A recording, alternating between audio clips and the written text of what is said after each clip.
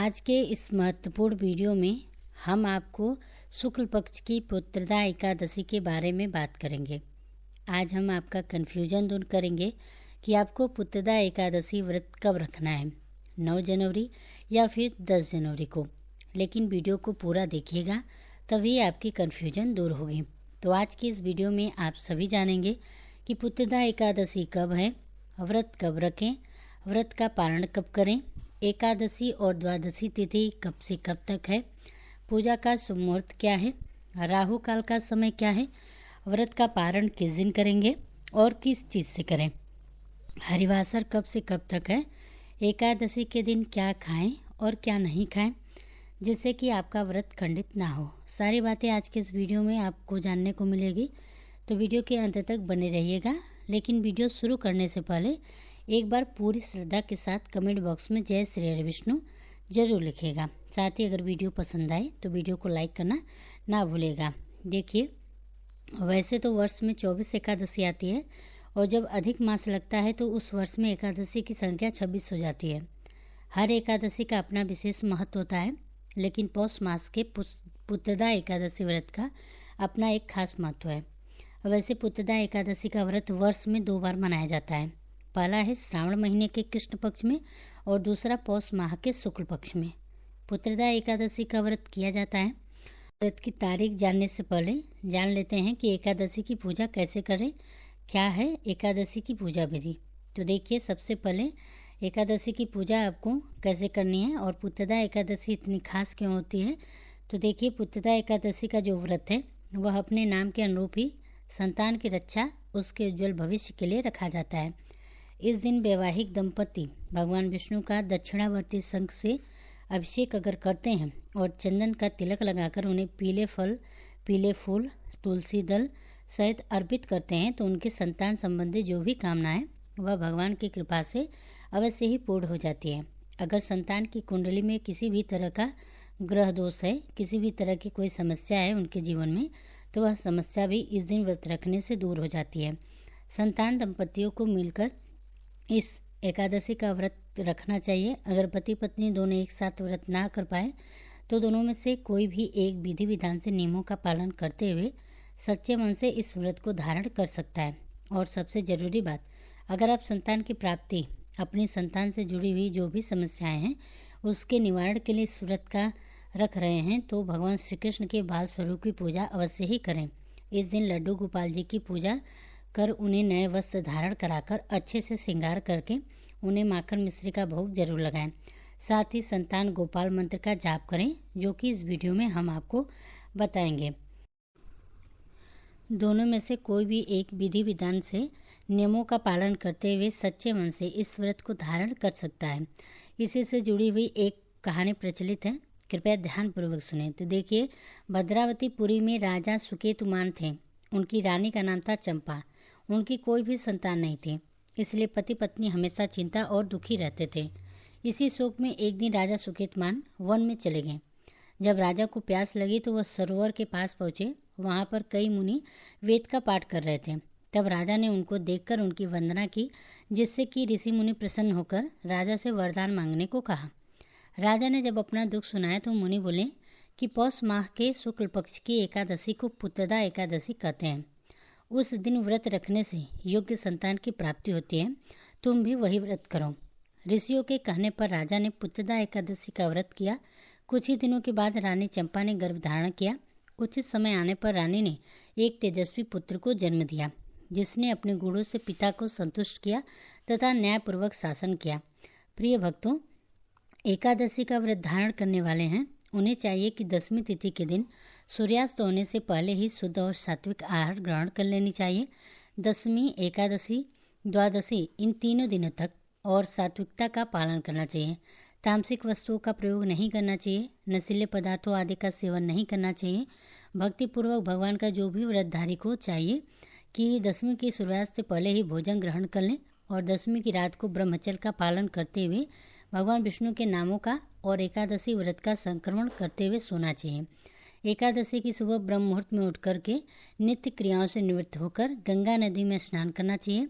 गंगा नदी में अगर स्नान नहीं कर पाए तो घर के नहाने के पानी में थोड़ा सा गंगा जल मिलाकर स्नान करना चाहिए। शुद्ध वस्त्र धारण करके व्रत का संकल्प लेना चाहिए। भगवान विष्णु से प्रार्थना करनी चाहिए कि हे भगवान विष्णु, हे माता लक्ष्मी, आज मैं पुत्रदा एकादशी का व्रत धारण करने जा रहा हूँ या जा रही हूँ। इस प्रकार से भगवान से प्रार्थना करें कि यह व्रत मेरा निर्विघ्न पूर्ण हो, हमें पुण्य फलों की प्राप्ति हो, हमारे सभी प्रकार के पापों का नाश हो। आपके मन में जो भी इच्छा हो, जो भी कामना हो, वह भगवान विष्णु से कहें। पुत्रदा एकादशी के दिन, जो कि भगवान विष्णु, माता लक्ष्मी और भगवान विष्णु के नारायण स्वरूप का पूजन किया जाता है, इस दिन भगवान विष्णु के पूरे विधि विधान के साथ सुबह और शाम के वक्त पूजन करना चाहिए। गंध, पुष्प, धूप, दीप आदि से भगवान का पूजन करें। विशेष प्रकार से जो कि बछड़े वाली गाय हो, जिस गाय का बछड़ा हो, उस गाय के दूध से भगवान की प्रतिमा को स्नान करा के उसे प्रसाद के रूप में ग्रहण करना चाहिए। इससे भगवान विष्णु और नारायण अपने भक्तों पर अति ही प्रसन्न होते हैं। इससे शुभ फलों की प्राप्ति होती है। तो इस दिन बछड़े वाली गाय के दूध से भगवान का अभिषेक अवश्य ही करें और उसे प्रसाद के रूप में ग्रहण जरूर करना चाहिए। निवेद्य में दूध से बनी वस्तुओं का भगवान को भोग लगाएं। ऋतु फल आदि का भगवान को भोग लगाना चाहिए। भगवान विष्णु को अक्षत नहीं चढ़ाया जाता है, इस बात का ध्यान रखिएगा। अक्षत की जगह उन्हें काले तिल या सफ़ेद तिल अर्पित करें। भगवान को तुलसी दल अवश्य ही चढ़ाएं। इसके भगवान विष्णु का जो पूजन है वह संपन्न नहीं माना जाता है। तो तुलसी दल भगवान विष्णु को अर्पित करें और फिर पुत्रदा एकादशी की कथा का श्रवण करना चाहिए और उसके बाद आरती करनी चाहिए। भगवान अपने भक्तों पर अति ही प्रसन्न होते हैं। इस प्रकार से एकादशी के दिन भगवान का पूजन करें और रात्रि में जागरण करते हुए समय को व्यतीत करना चाहिए। और द्वादशी की सुबह उठकर नित्य क्रियाओं से निवृत्त होकर स्नान करके शुद्ध वस्त्र धारण करके भगवान का पूजन और आरती कर लीजिए। इसके बाद ब्राह्मणों को भोजन करवाएं, ब्राह्मणों को दान और दक्षिणा दीजिए, गरीबों को भोजन करवाएं और फिर समय के अनुसार व्रत का पालन करना चाहिए। इस प्रकार से व्रत को धारण करने से संतान से जुड़ी हुई जो भी मनोकामनाएं होती हैं वह पूर्ण होती हैं। साथ ही सभी प्रकार के पापों का नाश होता है। यह सभी प्रकार के मंगल का कारक व्रत है। व्रत के दौरान कुछ बातों का ध्यान रखना चाहिए, जो कि है चावल ग्रहण बिल्कुल भी नहीं करनी चाहिए। इस दौरान तामसिक वस्तु का, नशीले पदार्थों का सेवन नहीं करना चाहिए। मांस, मदिरा, लहसुन, प्याज आदि का प्रयोग बिल्कुल भी ना करें और ब्रह्मचर्य का पालन करें। किसी के ऊपर क्रोध नहीं करना चाहिए। अपने मन में किसी के प्रति ईर्ष्या, द्वेष का भाव नहीं लाना चाहिए। पूर्ण श्रद्धा भक्ति के भाव के साथ भगवान का पूजन करना चाहिए। ओम नमो भगवते वासुदेवाय नमः, ओम नमो नारायण नमः, इस मंत्र का जाप जरूर करना चाहिए। पुण्य फलों की प्राप्ति होती है। तो चलिए अब जान लेते हैं कि एकादशी का व्रत कब रखा जाएगा। लेकिन उससे पहले अगर अभी तक आपने वीडियो को लाइक नहीं किया है तो वीडियो को लाइक कर कमेंट बॉक्स में जय श्री हरि विष्णु जरूर लिखिएगा। तो देखिए, पौष मास की पुत्रदा एकादशी व्रत कब रखें। इस बार एकादशी तिथि प्रारंभ होगी 9 जनवरी दिन गुरुवार को दोपहर 12:02 से।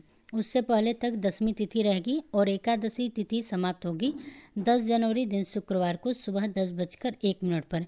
इसलिए इस बार केवल 10 जनवरी शुक्रवार के दिन ही पुत्रदा एकादशी का व्रत रहेगा।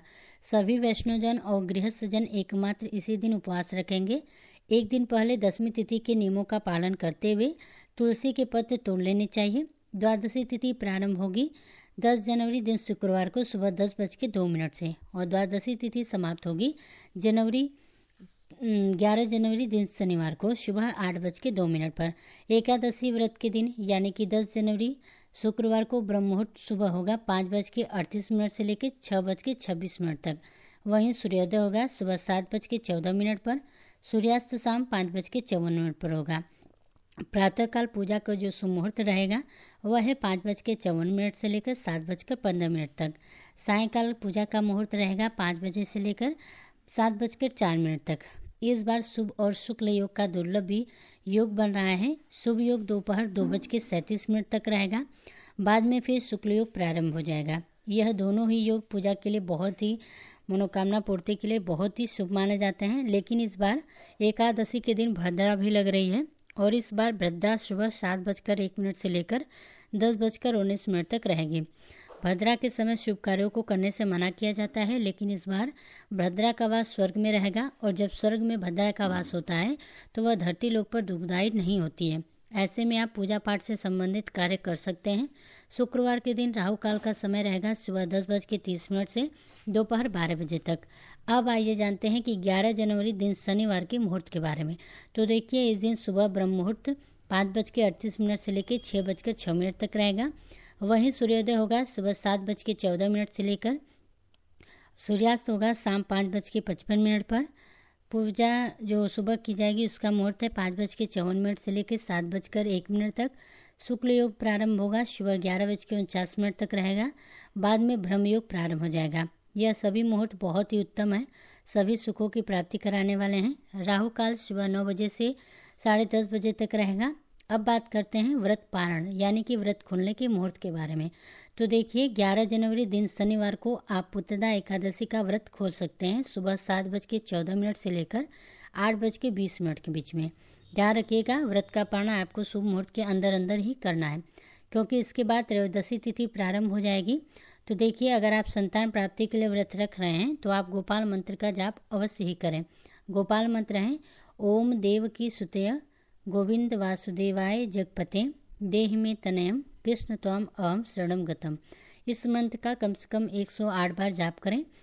भगवान कृष्ण की पूजा करते समय लड्डू गोपाल जी का इस मंत्र का जाप करने के बाद माखन मिश्री का भोग लगाएं।